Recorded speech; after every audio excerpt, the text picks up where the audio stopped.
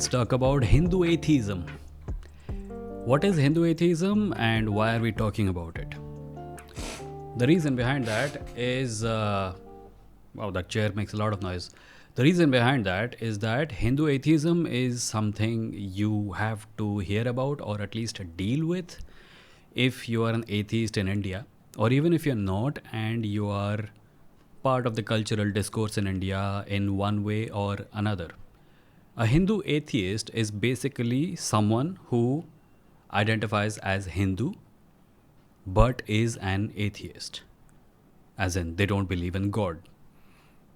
There are many problems with this, of course, because, and in order to understand those problems, we have to kind of go back into why is it that the phrase Hindu atheist exists. So let's do that. Let us start by going into the reasons behind why people describe themselves as Hindu atheist. So here's the first thing. The reason Hindus think that they can call themselves atheists when Christians can't and Muslims can't is because Hinduism is the religion which is not founded upon the basic premise that God exists. And you don't have to believe in the existence of God in order to be Hindu. You cannot believe in the existence of a God, and by God here I mean a personal God as defined in Abrahamic traditions. You don't have to believe in that kind of a God in order to be a Hindu, a practicing Hindu. You can base your Hindu-ness or Hindutva in the Vedas or any of the schools of philosophy that kind of sort of broadly fall under the Hindu category. And if you do not believe in a God, then you are an atheist. And if you follow any school of philosophy that falls under the category of Hindu, you are a Hindu atheist. Or so the logic goes.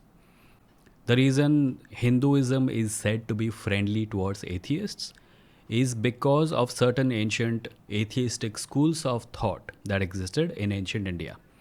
And the most prominent of these schools of thought is thought to be a school called the Charvak. Now, the Charvaks kind of don't exist anymore. Nobody calls themselves a Charvak unless they're trying to kind of sort of claim that they're atheists in the sense that atheism exists in modern times, present times. So here are the basic defining qualities of a Charvak or a person who identifies as Charvak. And that is that a Charvak is someone who's essentially a materialist, someone who has no belief or confidence in spiritual realities. So there is spiritual, things that have to do with the spirit, and then there is material, things that have to do with matter.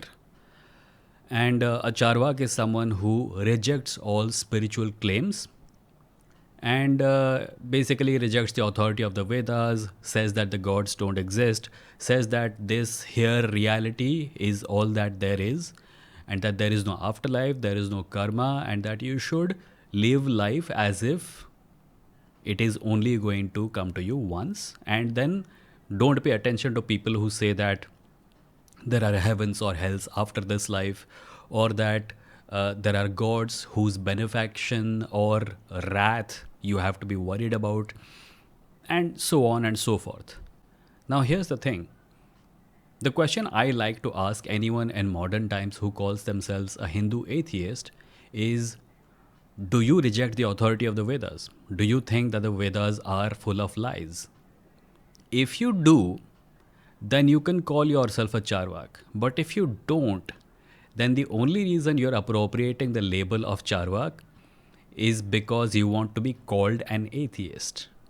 And the reason someone would want to be called an atheist in these times is that it's cool, right? It's what the hip kids are doing these days.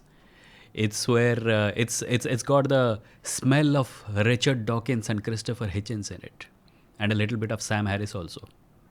Around in the first decade of the 21st century, certain American and Western writers became well known for books on atheism. Christopher Hitchens wrote something called uh, uh, God is not great. Richard Dawkins wrote a book called The God Delusion. Sam Harris wrote a book called Letters to a Christian Nation. And these books took the Western world by storm and kind of reignited atheism as a public movement once again. There are problematic aspects to all these books. Sam Harris is, well, let's not go there. Sam Harris, Richard Dawkins, Christopher Hitchens can all be criticized on valid grounds as far as their arguments in favor of atheism are concerned. But they are all great writers, they're all fantastic thinkers, and these books are actually amazing. My favorite is Christopher Hitchens' book, followed by maybe Sam Harris, followed by Richard Dawkins. In case you didn't know, I am an atheist.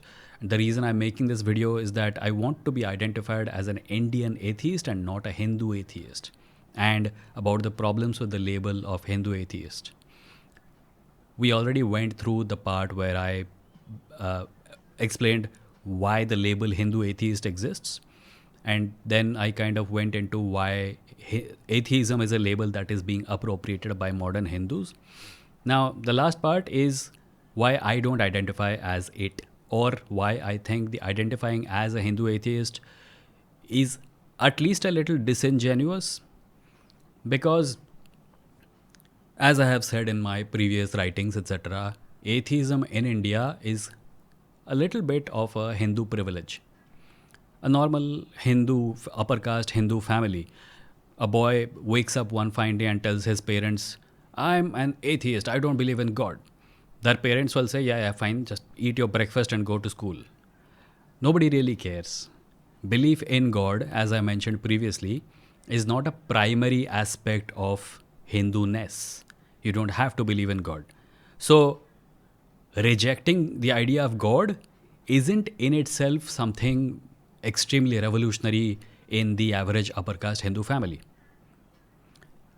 This has happened to me, this has happened to other people. We have a Hindu identity, we grow up in a Hindu family, we tell our parents we don't believe in God, and they're okay. Because even among the people who we consider gurus, sacred people, and well-known political figures, there are Hindu people who don't believe in God. So atheism in India is kind of very different from atheism in America or the West, where because the majority religion is an Abrahamic one, like Islam or Christianity, when someone says, I do not believe in God, they're doing something major. Like major. So in India, that doesn't happen. If you say that you don't believe in God, nobody gives a shit, flying or otherwise.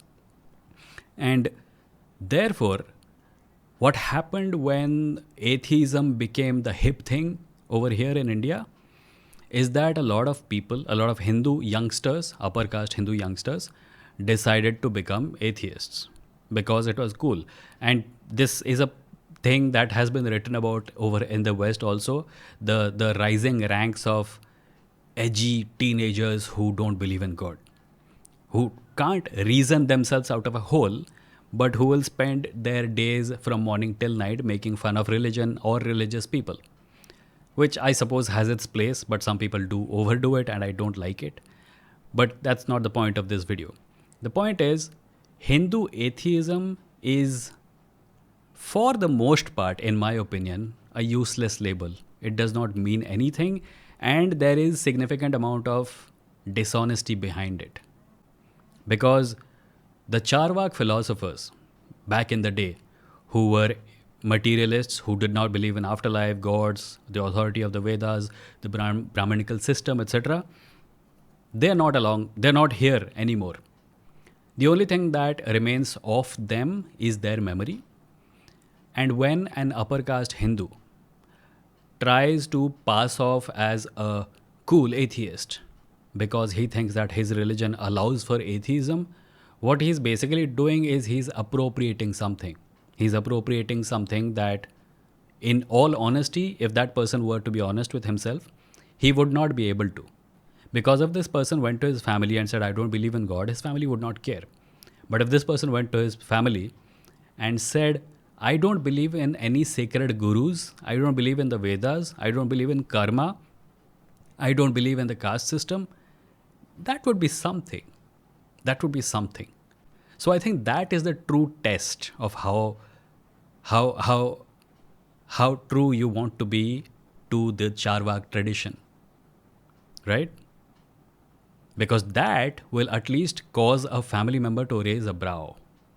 To say that you don't believe in God and therefore you're atheist, and then, write articles online and do podcasts online about how Hinduism, you're a Hindu atheist, is neither here nor there. It doesn't mean anything really. So I choose to call myself an Indian atheist because back when the Charvaks existed, the word Hindu did not exist. So Charvaks were part of a tradition that can be called atheistic and materialistic, and more importantly, can't be called Vedic. Can't be called, can't be kind of clubbed into the schools of thought that modern Hindus think are their heritage. You can't be a follower of Charvak philosophy if you're a Hindu, and you cannot be Hindu if you're a follower of Charvak philosophy. Now, here's the thing. I know that some people use the word Hindu as a denominator of territory, like everyone who's inside the Indian subcontinent is Hindu, as in they are of, like, there are saffron quarters which never tire of making this argument, who say that anyone who's Indian is Hindu. But that is also problematic for obvious reasons. One of the things that today's social justice warriors are kind of fighting is this equating of Hindu with Indian. Because on one hand, they will say that anyone in this territory is Hindu, and then they will treat people who are in this territory and have been in this territory for ages and ages and ages as not Hindu. So, Hindu, the word Hindu can either mean everyone in India, or it can mean people of a certain religion. And when people of a certain religion assert over and over and over again that they are a religion and then they are different from everyone and that they are superior, let's give them what they want. Let's give them the gift of treating the word Hindu as a religious descriptor. And if the word Hindu is a religious descriptor, then the word Hindu atheist does not make any sense. That is my point. Thank you for listening. Subscribe, like, share, and all that. Also, if you're listening on the podcast, thank you and tell your friends about it. I'll see you in the next one.